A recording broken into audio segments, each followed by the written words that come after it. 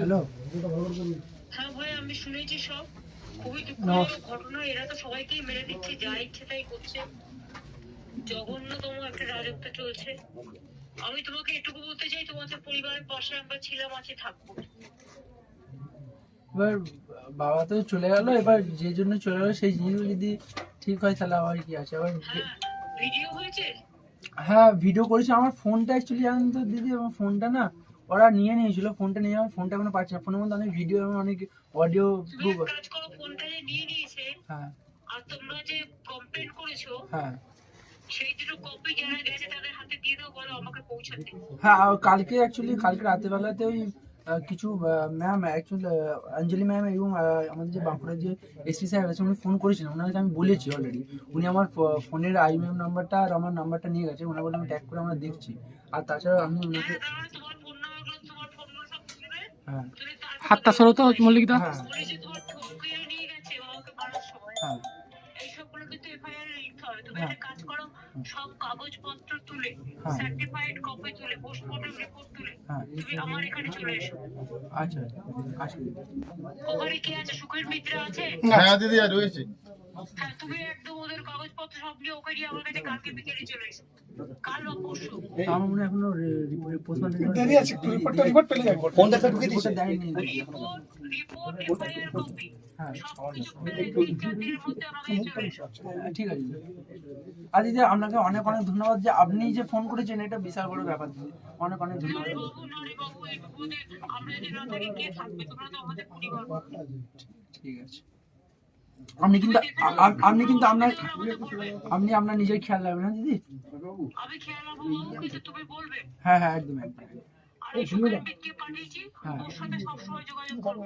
আচ্ছা ঠিক আছে। আর সুখেরকে বলো দোলা সেনের নাম্বারটা তোমায় দিয়ে দিতে। আচ্ছা ঠিক আছে। ঠিক দোলা দিদি। সেন আমার রাজ্যসভার এমপি আছে, কোনো প্রবলেম হলে বলবে। আচ্ছা ঠিক আছে। ওকে বাবু। ঠিক আছে। না লোন আছে, যারা পাবে আপনারা একটু মিডিয়ায় ছড়িয়ে দেবেন। আমার ছেলেটা যতদিন না একটা কাজ পাচ্ছে কি রোজগার করতে পারছে, তারা যেন আমাকে একটু প্রেশার না দেয়।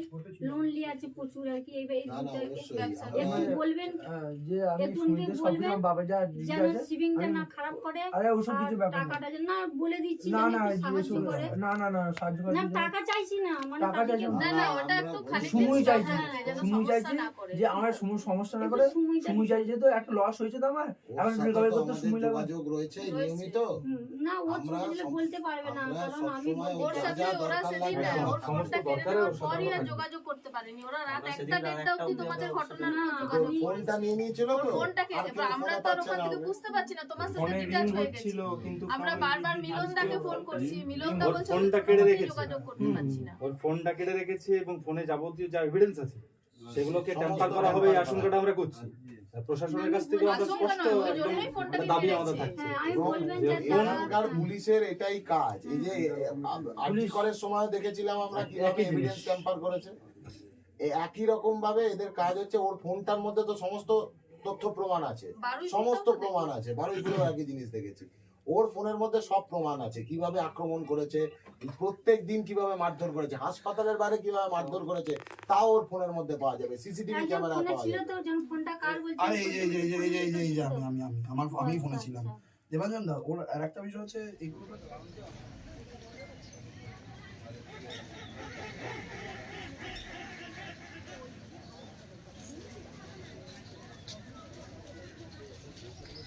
হ্যাঁ হ্যাঁ ওটা চলছে এখন। হ্যাঁ তোমার মা হ্যাঁ আমার মা। আমি বলতে চাইছিলাম আমার ছেলেটাকে যদি একটু চেক আপ করে ডাক্তারি হলে হতো না, যদি আমার হয়তো একজন জন্য তো হারালাম। ওকে তো সিলাইটি দিয়ে দুটো ব্যথা বড়ি দিয়েছে। আর যে স্লাইডে পড়েছে সেগুলো ইন্দাসে তোমার তারপর না সেরকম কোনো কিছু হয়নি।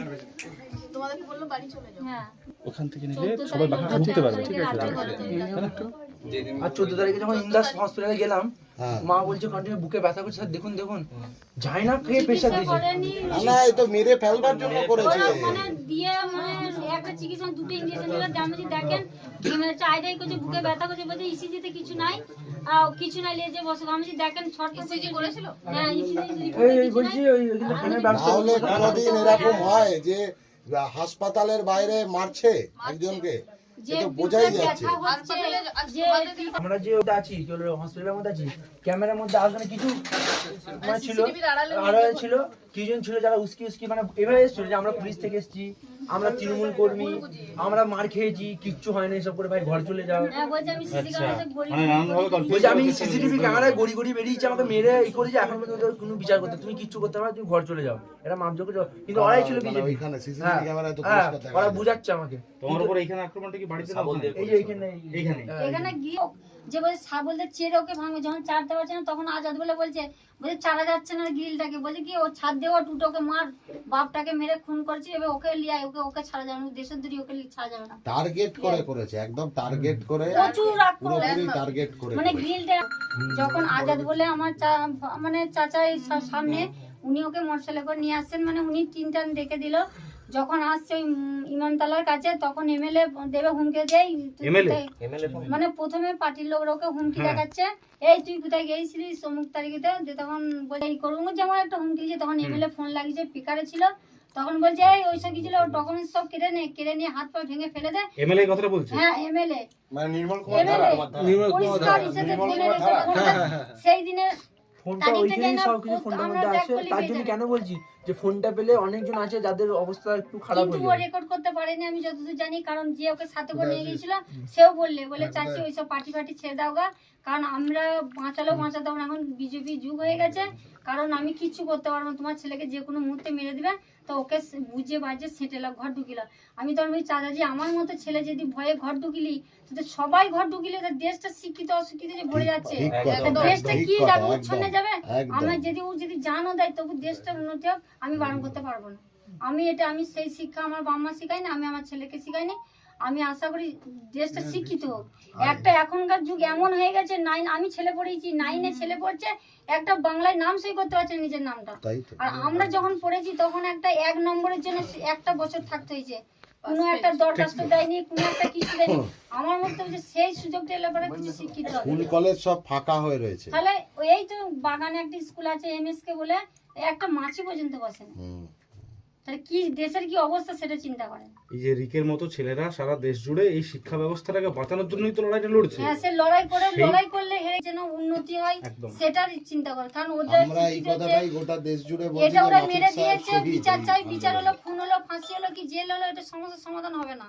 আমার বক্তব্য যে দেশ যাতে উন্নতি হয়, দেশের জন্য যেন অবনতি যেন না হয়, শিক্ষার যেন অভাবে, শিক্ষার মানুষের অভাবে যেন একটা নাম সই করতে হবে না, কেউ একটা ঠকি নিচ্ছে একটা নাম সই করার জন্য, কারণ কিসের জন্য, শিক্ষার অভাবে। আমার বক্তব্য যেন এই রিক যে লড়াইটায় নেমেছে এবং রিক পাশে তোমার মতো মাকে পেয়েছে, ওটা কখনোই বৃথা যাবে না। এটা আমার স্বামী চলে গেছে, ঠিক আছে, আমার মতো যেন এই কারণে যেন স্বামী হারা না হয়, বাপ হারা না হয়, কি ছেলে হারা না হয় করে। কারণ আমরা লড়ছি রিকের সাথে থেকেই আমরা লড়ছি। আমারও বক্তব্য আজকে বলে নয়, যখন 7-এ পড়ে তখন থেকে আমাদের মা বাপের বেটার স্বপ্ন যে বাপ আমরা যদি একটা বড় পোস্টে থাকতাম, কি সত্যি দেশটা এইভাবে উচ্ছনে যাচ্ছে, দেশটা এত দিনে বনেছে, এই মোদি 10 বার এখান যাচ্ছে ওখানে যাচ্ছে বিলাসিতার জন্য, আমাদের মতো সাধারণ মানুষরা একটা আর বাসের পথে আলু পাচ্ছে না, আর সে সেখানে বিলাসিতা করছে, কেউ বলতে পারছে না তার এত পাওয়ার, এত জোরটা, আর মানুষরা ধর্মের জন্য অন্ধ হয়ে সেই টাকার পেছনে ছুটে বেড়াচ্ছে।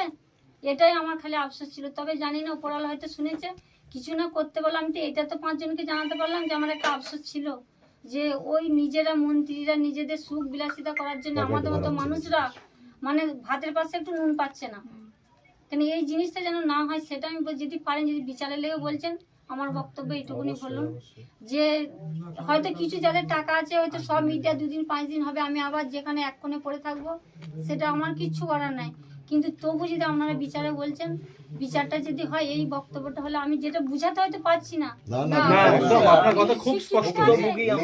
লেখাপড়াটাকে বাঁচাতে হবে, মানুষের মান মর্যাদা নিয়ে বেঁচে থাকার অধিকারটাকে রক্ষা করতে হবে। দুটো ভাতের জন্য খেতে পাচ্ছে না, কিন্তু বাড়ি যারা মন্ত্রী গদিতে বসে আছে তারা বিলাসিতা করছে, কোথায় ফ্লাইট ভাড়া করছে, কোটি কোটি টাকা পেছনে খরচা করে দিচ্ছে, কিন্তু আমাদের দেশের যেন উন্নতি হয় সেটার চিন্তা করে, কারণ ওরা এটা ওরা মেরে দিয়েছে, বিচার চাই, বিচার হলো, খুন হলো, ফাঁসি হলো, কি জেল হলো, এটা সমস্যার সমাধান হবে না।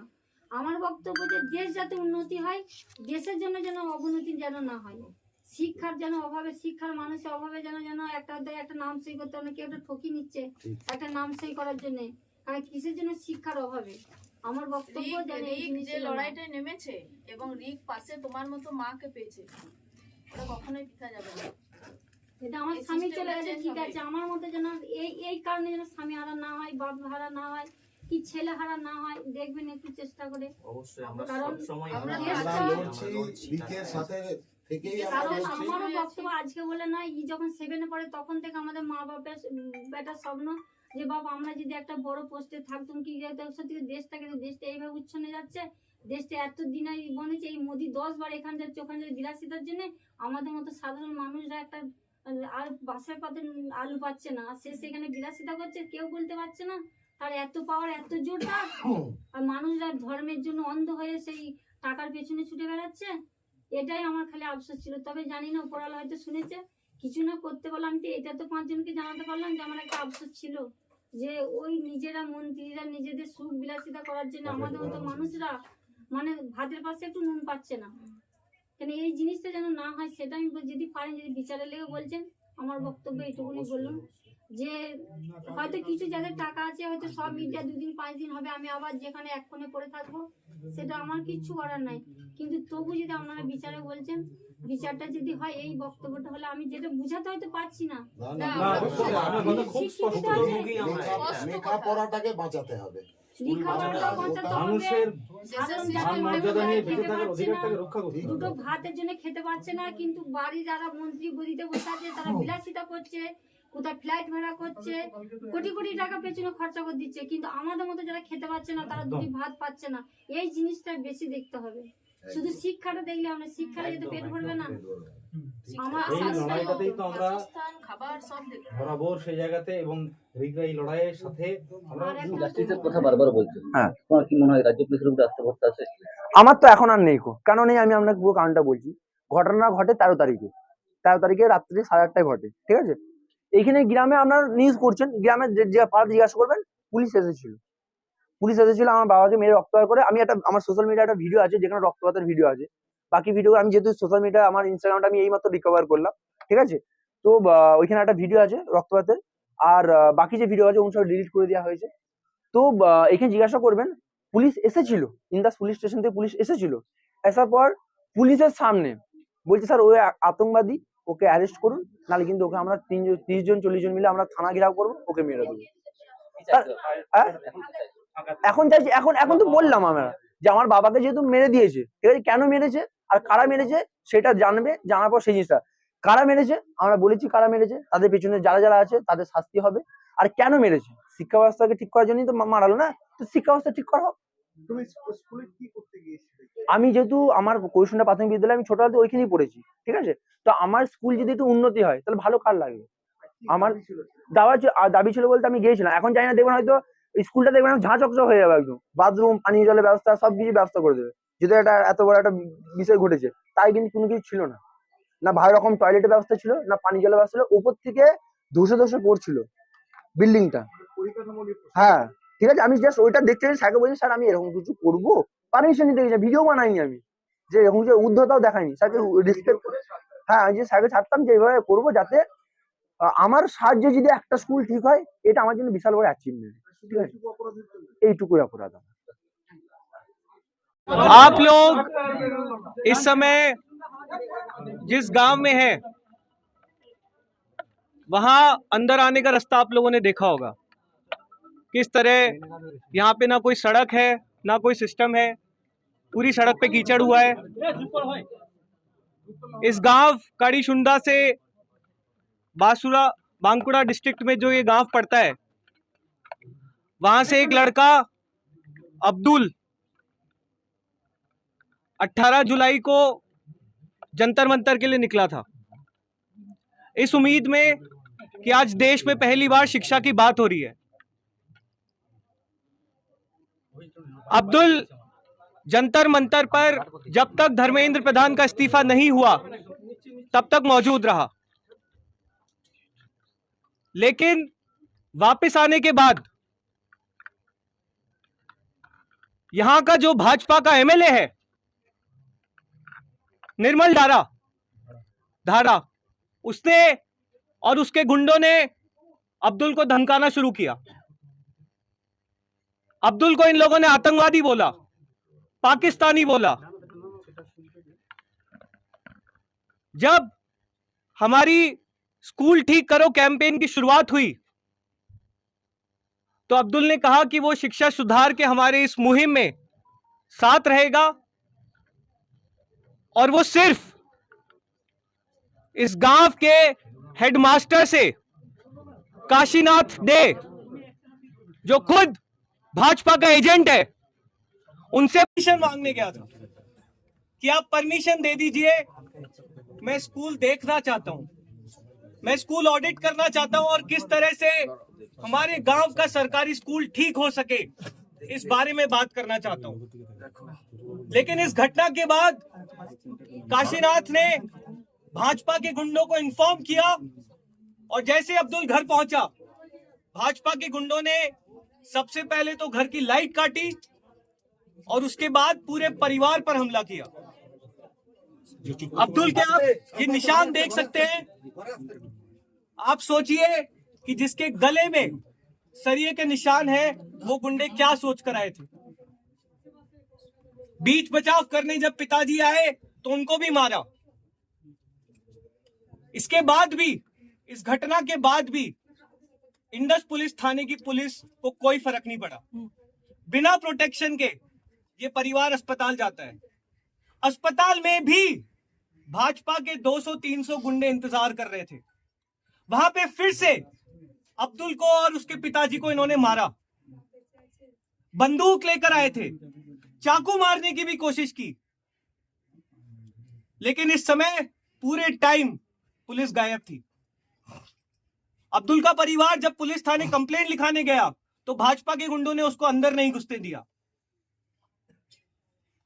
अब्दुल क्या चाहता था?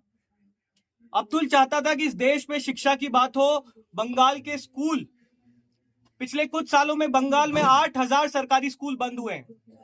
बांकुड़ा जिले में 200 स्कूल्स बंद हुए हैं। अब्दुल चाहता था कि स्कूल इसके जिले में भी सुधरे, इसके गांव में भी सुधरे। जिसमें इतना दम नहीं है कि 2 मिनट शिक्षा के मुद्दे पर बात कर सके, जो स्कूल सुधारने के मुद्दे पर काम कर सके, उसको सिर्फ एक चीज आती है, गुंडागर्दी करना, मारपीट करना, हिंसा करना,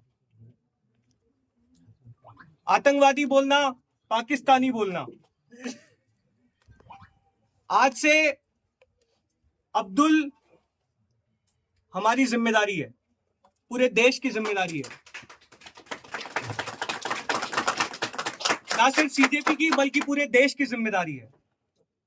और इस देश में हर वो व्यक्ति जो शिक्षा सुधारने के लिए लड़ रहा है, हम लोग उनके साथ खड़े हैं, उनके पीछे खड़े हैं। हम भाजपा के गुंडों से डरने वाले नहीं हैं। तुम्हारी ये गुंडागर्दी अब और नहीं चलेगी। जितने भी लोग भाजपा के गुंडे, चाहे देश के किसी भी कोने में हो, वो अगर ये सोच कर बैठे हैं कि उनकी गुंडागर्दी मारपीट से हम डर जाएंगे, तो हम डरने वाले नहीं हैं। সিজেপির তরফ থেকে রাজ্য সরকারকে 10 দিনের আলটিমেটাম দেওয়া হলো 4টি মূল দাবি সহ। এখানে বামপন্থী নেতৃত্ব আপনারা এসেছেন, একই সঙ্গে এসেছেন। আপনাদের কি পৃথক কোনো দাবি রয়েছে না একই দাবি? পৃথক কোনো দাবি নয়, এটা যেটা বললেন আশুতোষ, তার সঙ্গে খালি একটা সংযোজন করছি। এটা আশুতোষও এটা বলবে পরে, আবার যখনই হবে, কোনো কারণে বলার সময় মিস হয়ে গেছে। তা হচ্ছে, আপনারা জানেন যে আব্দুল সবার আগে স্কুলে গিয়ে স্কুলের যিনি হেডমাস্টার কাশীনাথ দে, কাশীনাথ দে, তার কাছে গিয়ে বলেছিল যে আমরা দেশ জুড়ে সিজেপির ডাকে এরকম ভাবে আমাদের এলাকার স্কুলগুলোর কি অবস্থা, সরকারি স্কুলের কি অবস্থা, তাই নিয়ে আমরা একটা সিটিজেন্স ভিজিলেন্স, আমরা একটা নাগরিকদের পক্ষ থেকে তা একটা দেখতে চাই। আমরা খালি স্কুলটা দেখতে চাই কি অবস্থায় স্কুলটা চলছে। একজন হেড স্যারকে এইটুকু কথাও বলেছিল। পরের দিন যখন স্কুলটাকে দেখতে গেল, তখন ওর জন্য বিজেপির গুন্ডারা ওখানে অপেক্ষা করছে। কারা এই একটা সাধারণ একটা সোশ্যাল ভিজিলেন্সের দাবি, কারা এখানে বিজেপির গুন্ডাদেরকে ডেকে আনলো? এখানে কাশীনাথদের ভূমিকা কি, সেটাকেও খতিয়ে দেখতে হবে। পুলিশের ভূমিকার কথা তো আশুতোষ বললেন, এবং হাসপাতালের সিসিটিভি ফুটেজ, এই সিসিটিভি ফুটেজকেও বাজেয়াপ্ত করে যে কথাটা বলা হলো, যে অনেকে যারা মেরেছিল ওরা যাদেরকে চেনে, আব্দুলের মা চিনতে পেরেছেন, আব্দুল চিনতে পেরেছে, তাদের নাম বলে অভিযোগ করা হয়েছে, তারা বাদ দিয়েও যারা যারা এই ঘটনায় জড়িত তাদের ফুটেজ সিসিটিভিতে এখনো পাওয়া যেতে পারে হাসপাতালের। ইন্দাস হাসপাতালের ওই সিসিটিভি ফুটেজকে বাজেয়াপ্ত করে তাদেরকে চিহ্নিত করতে হবে। এবং দেখুন, আপনাদের একটা কথা বলছি, শুভেন্দু অধিকারী মুখ্যমন্ত্রী হওয়ার পরে খুব গুন্ডা দমন আইন করে লাফিয়েছিল।